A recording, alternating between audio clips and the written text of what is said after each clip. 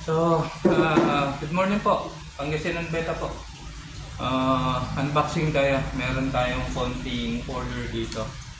Ah, Kaso medyo ang tawag natin dito, medyo natataas yung price niya kaya ako konti lang yung ating order. So, unbox natin yung yung mga niya, tsura nila.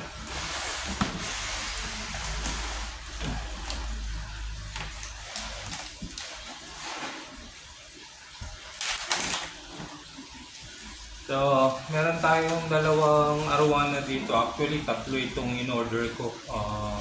Banjar Red, HB, RTG, at saka Green Arrow. So, unfortunately, dalawa lang yung dumating sa atin.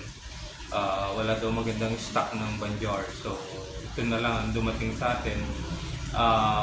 HB, RTG, at saka Green Arrow. So, ito yung kanilang certificate. Oriental Sunrise yung ating nakuha. So, ito po. Oriental Sunrise.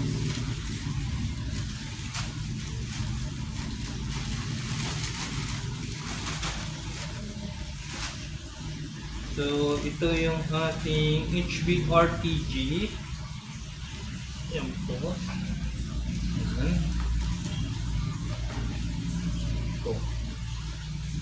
HBRTG. Yan siya. Good size po. Maganda. Maganda naman. I think estimate nito mga nasa 10 siguro. Yan, inches niya. Sukat niya. So, estimate natin.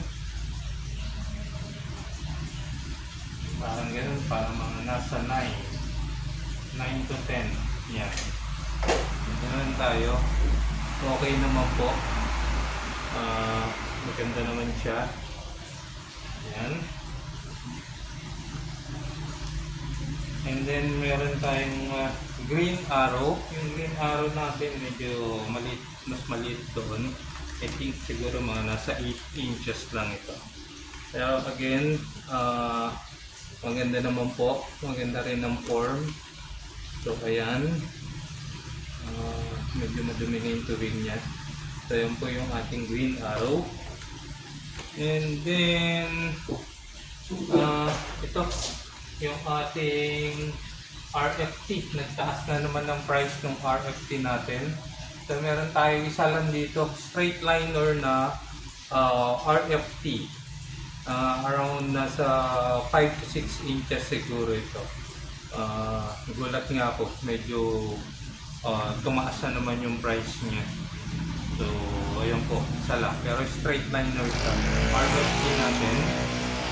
And then, may nag-request kasi sa atin red tail catfish. Ayun po, meron tayong 3 pieces na red tail catfish. Good size na, mga nasa 4 inches na ito. Hindi na siya patayin. Unlike yung mga tig to 2 inches, patayin yun. So, ito, 4 inches, good size na po yan. And then, another one, medyo mataas kasi ang price na naman. So, kung tayo medyo maliit pa, 4 cm lang ito.